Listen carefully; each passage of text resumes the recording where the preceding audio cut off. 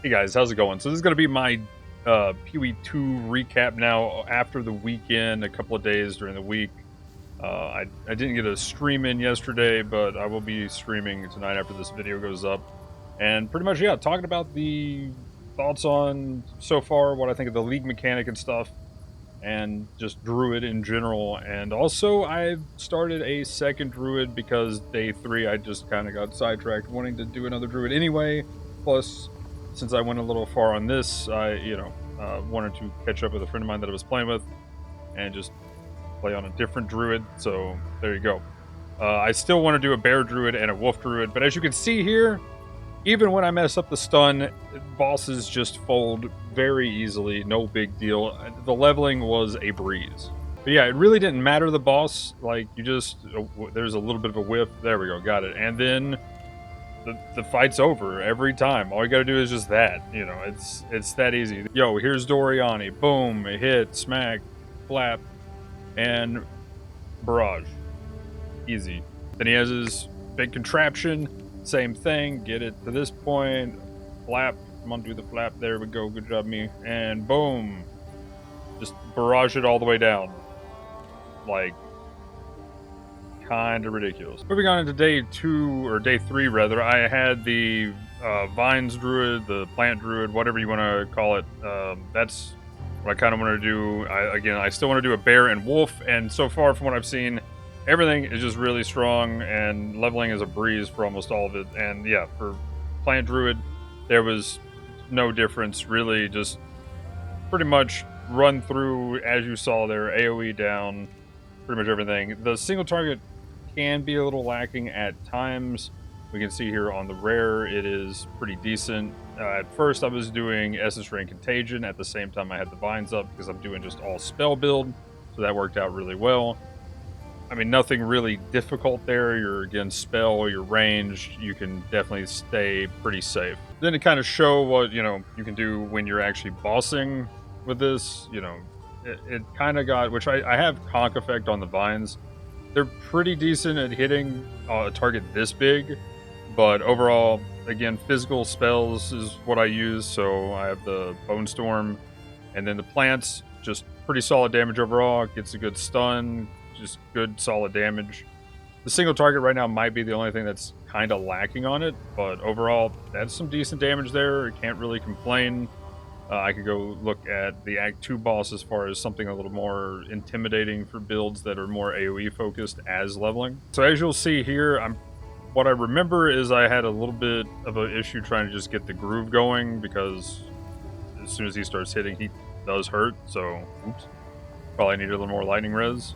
But overall, the damage is decent, is pretty consistent. I'm not having any mana issues, so I'm not going to run out of mana.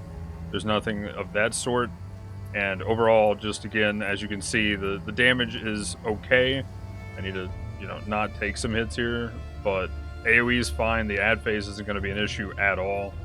And it's really just getting those Bone Storms off. Overall, a longer fight, but not really a hard fight. And then here, kind of when everything's going crazy and is getting hard, I luckily just started spamming more of the Bone Storm, trying to get as many hits in as I can. So, not that I still actually had some health charges, so that's nice.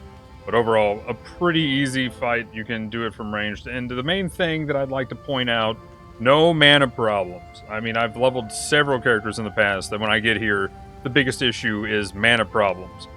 I don't think I had to hit my mana flask once during this entire fight. Can we get some help with other classes while leveling with mana? All I'm saying. That's all I'm saying, guys. This needs to be the norm. Also, I don't know what it is about this monkey, but sometimes you make a mistake. You make another mistake, and then it's all downhill from there. Why are we still here? Just to suffer? The tilt was indeed real. My leg. I finally got it down. So, like I said, I already know, I've seen some from friends now that Bear and Wolf is really fun and pretty easy to level overall. They haven't had really any problems other than just some melee pain points that pretty much every melee build has. But that right there, just being able to roar like that, run through and just do that, I kind of want to play Bear and do a Bear build here at some point. Flame Breath really feels cool to use. I really want to kind of have my build be mostly Flame Breath when, you know, it gets down to it. I'm probably going to have to keep Barrage just because if Flame Breath messes up at all, then I'm definitely going to use Barrage at some point. So on the boss, the Flame Breath swiping. Okay, we missed the stun, but we still got the power charge. No stun needed anyway. Didn't really even need to do that. So yeah, there it is. Oh, okay, there we go. I was like, wait, did I not? But yeah. Flame Breath feels good. I mean, just as good roughly as the Barrage. It's just... Flame Breath has a cooldown, and with that said, that was pretty much the days leading up to this point. I've already done some mapping, so let's go ahead and hop to that. Sorry, right before that, one more Barrage for the road, just because I forgot there was a second phase. And there it is. Okay, so here we go.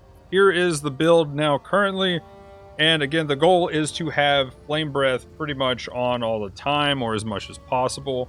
Right now, it's definitely as much as possible type situation. As you can see here, it lasts a decent amount of time, but, you know, I'm running out of rage. And then what happens when I run out of rage? Hopefully I've killed something, so then I drop Devour. And once I Devour something, then if I need to kill a rare, then I can just go ahead and Oil Barrage it. Otherwise, I'm hitting Rin to do more wave clear as I just kind of go. So that's not too bad. So I can just, you know, clear with this skill. And if I really need clear, I can go into the tree and get Tribal Fury. That's no big deal. And that's more of a Rin thing. But really, honestly, if you want clear, Rin's probably the way to go. If you want some kind of... And Oil Barrage still would work great for damage. But if you build into a decent Rin setup with Oil Barrage, that's probably kind of the best all-rounder right now for the Wyvern build. Flame Breath, though, just is really cool. I mean, this just has style points. That's why I want to do this and try to make it work as long as possible. Now, we do have some problems with the Flame Breath, too, and that is because Flame Breath, with the cooldown, as you can see, the cooldown's going. Once it hits at the end here, and by the way, cooldown of 10 seconds, that's ridiculous. That just needs to be gone. You're already paying the rage and having to solve the rage. But, see, now that I have rage and this ran out, that cooldown, I can actually hit this because it's technically on cooldown. So, and, you know, you can see the rage getting spent. You actually will damage enemies when that's happening. It looks ridiculous, but it is something that needs to be fixed. I already put in a bug report for it. Hopefully they get that fixed. And honestly, hopefully they just take the cooldown away. It doesn't need the cooldown. You're already having to pay for everything else. And it's just, yeah, it doesn't feel good. And especially if I go full Ignite, and I'm wanting to do full Ignite, that means my hit version of the build's gonna suffer. That means the Oil Barrage is probably gonna be weaker, and if there is a point to where the Oil Barrage just doesn't feel good because it's doing less damage than your Ignite Flame Breath, and say you're doing the Flame Breath and you get stunned, and oh, whoops, you got stunned right here. Now I gotta wait and run away because I'm playing the Ignite version, so I don't need power charges, so I'm not really doing anything else. Oh wait, now I can finally do it again. Like, I don't know, that's just gonna feel bad. For the Ignite version, there's definitely gonna be some clunk and some pain points, but I kind of want to get either to the Ignite version because that was my original plan, or just keep the hit version because then if anything goes wrong, then I can always do the Rend and Oil Barrage parts. So, Devour again is nice for keeping the inner shield up. Right now I have no energy shield, but so far it's been kind of nice watching it just zoom up. Even just the health zooming up, it's pretty much better than a Life Flask, especially since I got these nodes. Other than that, I definitely need some stun threshold while channeling, so I'm definitely going to get stun threshold. I really want this node down here for stun threshold as well. I don't know if I can path down this way with some other ideas that I have for defense. But really, that's the biggest problem right now, is defense needs to be solved. Now, technically, a lot of that is going to be due to fixing this gear. I got this from Rog, and all of this was in, like, Act 4 to the Interlude Acts, and some of this even before that. So, I got this from, actually, the dude on the mountain. So, I got that, which was kind of nice. So, that's pretty much doubling up this node right here for Rage is 1% increased armor, so that's kind of cool. So, I got 126 increased % armor right now. That's really nice. The more rage I get, the better that is. Other than that, I just need to get more defense. Damage is fine so far. Maps have been easy. Again, I've only done like a handful of maps so far, but I mean, it's been enough to just kind of get through that pretty simply. For skills, You know, Rend right now, I currently still just have stun and rapid attacks, and it's still doing a ton of damage. No big deal. Flame Breath looking really good. I don't know if rapid attacks is good. I just was trying it out. I'm probably going to put Burgeon, maybe Ambrosia, especially if I keep the power charge thing going. Elemental Armament's good. Mobility is definitely needed, and that's the other thing too. With mobility, the other two options for Ascendancy for doing like a full Dragon Ignite build that I want to try, because at that point I'm not really caring about the actual stun part, is either doing a Gimling Legionnaire. It has a way to get 40% less movement speed penalty, or just going Pathfinder, and that gets 50% less movement speed penalty. From there, Devour, I haven't figured out what supports I want to put on it. Oil Barrage currently is the multi-shot with Ambrosia and Burgeon. I need to get Burgeon 2 now that I've got access to that. Wing Blast. So this is the way I'm generating charges currently. This is a little more consistent, especially on bosses. You take Culmination to turn it into a combo skill, and then you take Aelith's Chimes to actually get the power charge. So after 4 stacks, so you just attack something 4 times, then you go ahead and use, in this case, my Wing Blast, and then at that point I get 1 power charge. If I attack 8 times, it's guaranteed. So no more really guessing on hitting the exact threshold, so you don't accidentally stun a boss because you've just got too much stun buildup. And now it's just 8 swings, and you definitely have enough damage to kill the boss with your Oil Barrage. Or I just do 4 swings, and then I do my Flame Breath and kill the boss that way. This also can help if I don't kill the boss fast enough and it knocks me out with a stun, or something just somehow hits me with a stun. Then I can go ahead and just use the Oil Barrage afterwards in a more consistent way, because at that point, building up a stun takes way too much time. Pounce right now, I just like using it as a movement ability. Just getting around with it is really nice, so it's just a movement ability on cooldown. Is literally all it is. The other benefit too is it also procs the if you've shapeshifted recently, and I can keep that going. So I'm probably going to keep Pounce in here pretty much no matter what. For auras, currently Bark Skin's going to be really good, especially when I actually get Energy Shield. But Bark Skin's going to be really good for synergy with some ideas I got. Eternal Rage is for rage generation, of course. If I keep the stun, I'm going to keep Overwhelming Presence. And if I'm trying to do Flame Breath, I'm probably going to drop Herald of Ash, but I was using Herald of Ash till I couldn't. So that's that. I might do Herald of Thunder over Herald of Ash, especially if I'm doing the Flame Breath. And there was another aura, I forget what it was. I too much time to look at it. I'm definitely going to do one more video later on, probably maybe a week from now, somewhere, depending on when I actually have everything finalized. Okay, so let's take a look at the items that I'm going to be experimenting with on stream. And right before that, just to kind of show some of the other gear that I had while leveling. Some of this I showed in the previous video, but here's kind of where I ended up going. I literally leveled and tested pretty much everything here as well for gems. I'm trying to go slow enough to show them so that if you want to pause or whatever, I have the supports out in front of each one. Probably should have showed those in order. But anyway, here is the armor that I had when leveling this character too. There's that. Don't think I had that. I think I just saw that it was a tri-res and just kept it. So either way, there's that. Anyway, now for the actual testing stuff, here we go. So power charge generation. Let's go with the first combo here. Is this chest piece, Red Flare Conduit, and the belt for Burnibus. This gets rid of shock. So that's the downside with this. When you fill up with power charges, you shock yourself. So at this point, though, you have 20% chance to gain a power charge on hit. With Oil Barrage, you might be able to just do a Oil Barrage only build at that point so that it generates its own power charges. The potential for needing another maximum power charge so you don't actually stack too fast might be a thing. I don't know where the sweet spot is, but you might have to do something like that in order to not have it hit 3 and then you suddenly have a situation where you don't have power charges. This is one that, honestly, if we had some kind of dummy to test things on that we could see, like, it had a boss bar at the top so you can see what you're doing. I mean, it doesn't even have to have the numbers. I don't even want it for the damage. I don't want the DPS dummy, whatever. I don't even need that. I just want to test what happens when I hit things. That's the main thing. Like, if I can tell what effects I'm proccing while I'm hitting something, that's so good. Instead of having to go to a boss to do it, it would be awesome to have some kind of dummy for that.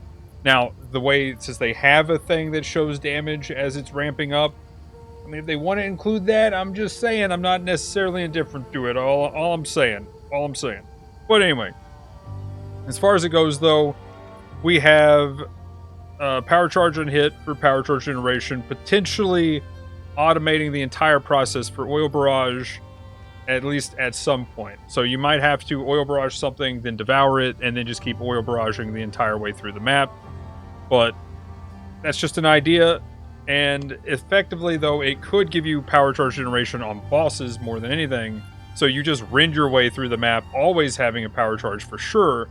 And then when you get to a boss, this allows you to then just oil barrage on the boss only and not have to worry about power charge generation. So there is that combo that could work.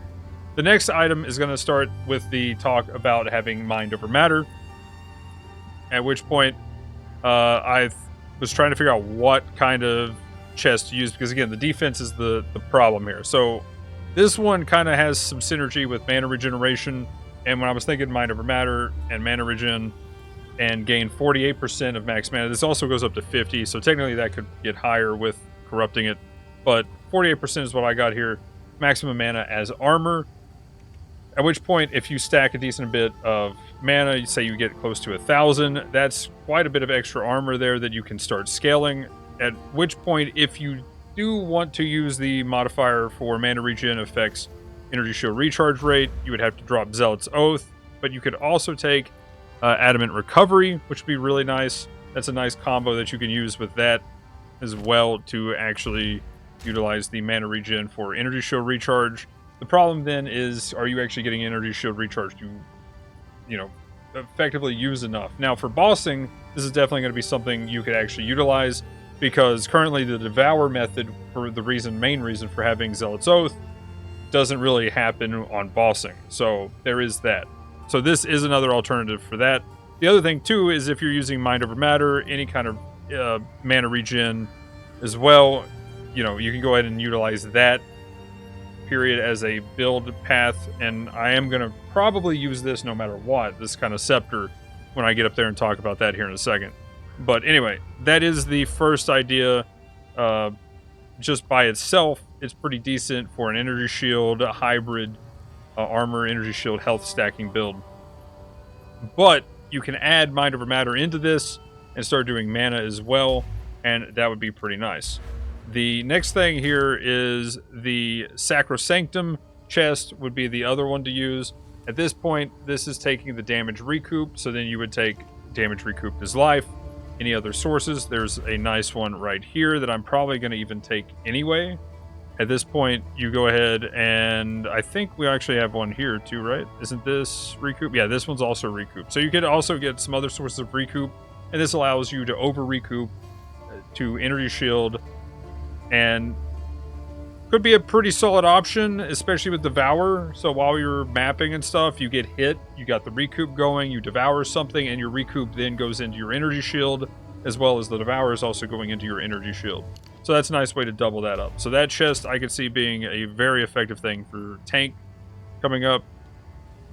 Probably one of the most tanky setups that I could think of would be the Cloak of Flame mixed with Gore Girdle, though. Now, I don't know if this works. Let me know in the comments if this works. But the defend with 200% of armor, that if that applies all the time to everything, that would be what I'm getting at, is the armor also applies to elemental damage. This actually goes completely insane, because at this point 50% damage. Now you can't corrupt it for higher numbers with this, or the final form of this would definitely be using something like a lightning coil, but 50% of fizz as fire. You go to the ascendancy itself, you get another 15% if you take this node. So just with that, that's 65%. That leaves only 35% of fizz to just mitigate, period. If you're doing a decent amount of armor and being able to double up, yes, you do technically take more damage from light hits at that point, but from heavy hits, that's a lot of extra mitigation, and really that's mostly what you got to worry about, is those heavy hits from the rares and stuff. So combine that with this, and this node right here, that's another technically 30% less elemental damage taken, plus then you have your resist for elemental damage, And then if the belt works for double armor, even without that, that's still a lot of mitigation things, because then you have the armor also applying to elemental damage. And then you would have the double potentially applying to elemental damage. And then it doesn't get the maximum physical damage reduction because you're mitigating elemental at that point. Then you actually can get even more damage reduction if it does work with the double. But even if the double doesn't work, if the 200% doesn't work, then you still have all those other layers for elemental damage, and that's just going to feel great. Then you get chaos res, and you're solid. That's going to be a huge amount of tank. Now, with all of that said, will you be able to add Mind Over Matter to it? That would be my goal. Even if I use that, is probably still maybe Mind Over Matter. I've done so many Mind Over Matter things. That's kind of one of my easy go-tos to get there. So maybe not, but because I've done a lot of Sword stuff, or even Infernalist and Witch and stuff, and I gravitate toward that because that's just an easy way to get a lot of extra health for no reason. And especially with the Flame Breath, you don't have to worry about mana cost. Once you're up in the air, your mana cost is done. So that also works really well with the Flame Breath version of what I'm trying to do. So that's why I'm looking toward the Mind Over Matter so much, because with Flame Breath, I can just keep that going. With the Barrage and stuff, that's a little bit different. Then we have, again, in the same thought process of Mind Over Matter, if not, you can do a life version of this instead of the mana, and there's also Spirit, but those are definitely a lot more expensive than this one is. And of course, I would sock it with probably the Chaos Resist stuff. And so I went ahead and got this one with the idea of Mind Over Matter in mind, but this is another decent chest that you can use for defenses. Is good elemental resist for pretty cheap and easy to get. Finally, we'll talk about the damage stuff later, which is the whole idea with this and this. Then finally, the whole Mind Over Matter thing. So what I'm going to do is I definitely need Spirit on this. I got this one. Hopefully I get some good lucky exalts on it, and I can go ahead and have Spirit. If I hit a good Spirit roll, then this thing is done. But effectively, I get the Period of Ice for free, and then I can go ahead and put supports on that, which is really awesome, because then you don't have to worry about the Spirit cost as much for all of this, especially since I'm going to be taking this, and that ups the Spirit cost of everything else. So I have to have a certain amount of Spirit just to even make this work, but if I can, that's going to be the main thing for making Mind Over Matter work as well. And all of that mana regen goes toward my Rage Generation, which should solve my Rage Generation. That's why I've honestly pathed here. I'm probably just going to do that as soon as I can wear that Scepter. I'm probably going to do that and try to hopefully just fly around the entire time. Honestly, if I can find a Scepter close to it, or just a cheap one for like 1 Exalt that I can do, I'm probably going to do that next time I level up, just to test it. It'll be probably one of the first things I do on stream, just to see if I can fly around the entire time and sustain my Rage. Because if a cheaper Scepter can do it, that one definitely can do it. Now, how am I going to sustain the Mind Over Matter? That is this right here. The Oath support gem. I'm going to put that in, since Flame Breath does nothing but elemental damage. I'm going to use that to then actually get my mana back. So while I'm Flame Breathing, anything hitting me, I'm getting my mana back all at the same time. Again, even if my mana hits 0, it doesn't affect me doing Flame Breath. But then finally my health will start taking damage at that point. Then I can always use my mana and Life Flask to get stuff back, at hopefully which I'm always Flame Breathing and hitting the target and then getting life back. Now, will this be as effective if I'm doing the Ignite version? Probably not as much. We'll have to see, but I do want to try to transition this build into an Ignite version just to see if I can get that to work. Just to mention this real quick, honorable mention, this was an idea for power charges. Very situational, unless that I don't know of something that I can hit myself with that does cold damage, at which point then cool, that could actually work. But that would be the only way that that would work. Other than that, though, for the Flame version of the Ignite, it would be Zoph's Blood. Things next to me, minus 25 fire res. That's always nice damage. I don't think the proliferate is that good. All these just suck. 1 whole second, like you're already gone. Everything should be dead and you're moving at that point. The 1 second thing is kind of ridiculous. Then we have the Candlemaker. I don't know if the flammability would be something you would need. but I just saw these and they were just 1 exalt, so I was like, sure, I'll buy them. So I just threw them in this tab. That's honestly where that's at. I mean, you get a ton of flammability. You get 200% more on the actual flame breath itself. So probably not a thing you need, but I saw them, just kind of a cool little thing. Anything else, though, that I could think of, I went through a bunch of the uniques and couldn't really find anything else. And then we have the Crown of Ice. So it has accuracy, which I am missing some Rins every now and then, so that would be nice to have.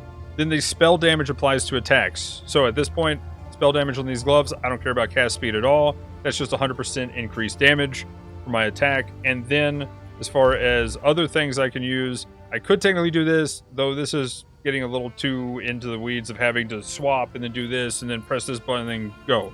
So it would be like stay transformed, and then right before I'm ready to do another flame breath, I like do a weapon swap to something that transforms me back into a human, and then I just flame breath again.